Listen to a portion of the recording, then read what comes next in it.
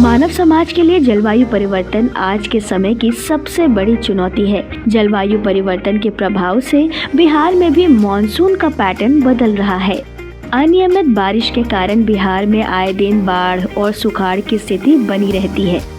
इन सब परिस्थितियों को देखते हुए राष्ट्रपिता महात्मा गांधी की जयंती के अवसर पर आयोजित कार्यक्रम में 2 अक्टूबर 2019 को बिहार के मुख्यमंत्री श्री नीतीश कुमार ने जल जीवन हरियाली अभियान की शुरुआत की।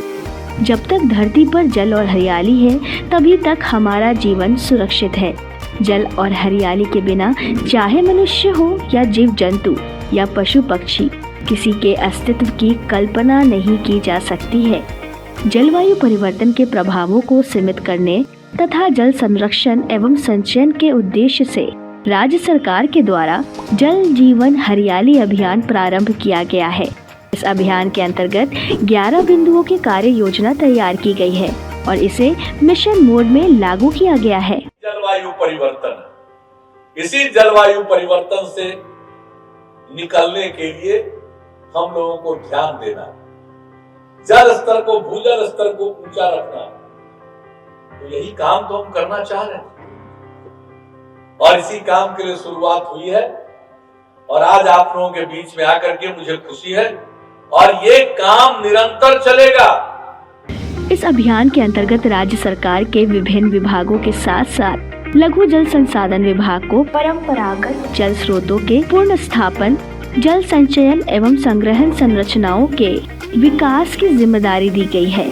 जल जीवन हरियाली अभियान के अंतर्गत विभाग द्वारा विभिन्न कार्यों का क्रियान्वयन किया जा रहा है, जिसमें लघु जल संसाधन विभाग द्वारा 1 एकड़ से बड़े आहर पाइप एवं 5 एकड़ से बड़े रकबा के पोखर या नए जल स्रोतों को चिन्हित कर उसका जीर्णोद्धार, छोटी छोटी नदियों, नालों एवं पहाड़ी क्षेत्रों के जल ग्रहण क्षेत्रों में चेक डैम एवं अन्य जल संरचनाओं के निर्माण के साथ साथ राज्य के पठारी क्षेत्रों में बड़े बड़े वाटर हार्वेस्टर का निर्माण एवं पहाड़ों के तलहटी में वर्षा जल संचयन हेतु गार्डन ट्रेंच का निर्माण निरंतर कराया जा रहा है। ये पानी पोखर खाना सबको पानी पीने के लिए आराम हो गया और खेत पड़ता है और मछली पालन होता है। जो सरमंदह का खुदाई हुआ है, इससे पहले हम लोग का बहुत ही तकलीफ होता था, यहाँ तक कि सारा फसल मर जाता था पानी बिना। लेकिन जब से ये खुदाई हुआ है तब से देख रहे हैं कि धान, गेहूं वगैरह का फसल बहुत हरियाली तरह से हो रहा है और इससे बहुत हम लोग का फ़ायदा आ रहा है। यहाँ तक कि चापाकल का लेयर हम लोग का सूख जाता था, लेकिन अभी तक हम लोग का चापाकल का लेयर कामयाब है और भरपूर पानी मिल रहा है। लघु जल संसाधन विभाग द्वारा जल जीवन हरियाली अभियान के अंतर्गत अब तक 1792 योजनाओं में 1642 योजनाओं का कार्य पूर्ण किया गया है।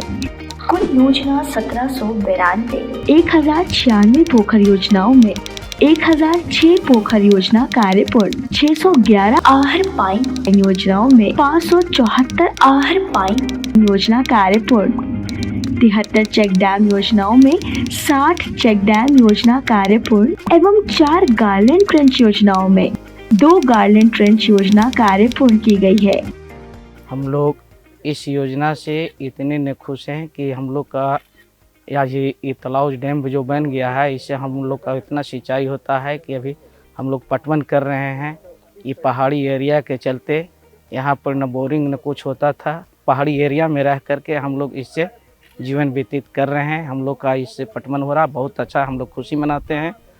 साथ ही 8 अन्य योजनाएं भी शामिल हैं, जिनका कार्य प्रगति पर है, जिससे लगभग 1,54,289 हेक्टेयर सिंचाई क्षमता के पुनर्स्थापन के साथ साथ 862 लाख घन मीटर जल संचयन भी हुआ है। वित्तीय वर्ष 2022 से 2023 में 263 योजना हेतु 348.71 करोड़ रुपए की प्रशासनिक स्वीकृति दी गई है, जिसे अगली वित्तीय वर्ष तक पूर्ण करने का लक्ष्य रखा गया है। जल जीवन हरियाली कार्यक्रम किया गया, जिसमें ग्राम क्यूर में 7 पोखर का निर्माण किया गया। जल संचय होने से सबसे बड़ा फ़ायदा यह हुआ कि जो वाटर लेवल हम लोग के पर्सनल गांव में बहुत नीचे चला गया था, वह उसकी स्थिति बहुत अच्छी हो गई है। अच्छी होने से ग्राम का चापाकल वगैरह बहुत अच्छा, नलकूप बहुत अच्छा ढंग से चालू हो गया है एवं पटवन में किसी तरह का कोई दिक्कत नहीं हो रही है। पोखर खंदा जाने से इससे मछली पालन हो रहा है, मछली पालन करके लोगों का जीविका भी बढ़ा हुआ है, लोग इससे जीविकोपार्जन भी कर रहे हैं एवं सरकार के राजस्व भी प्राप्ति हो रही है। लघु जल संसाधन विभाग के अथक प्रयासों के कारण आज किसानों को उनके खेतों तक जल प्राप्त हो रहा है। साथ ही साथ इलाके के भूजल स्तर में भी निरंतर सुधार देखने को मिल रहा है, जिससे राज्य के किसानों की आय में बढ़ोतरी के साथ इनके जीवन स्तर में भी सुधार हुआ है।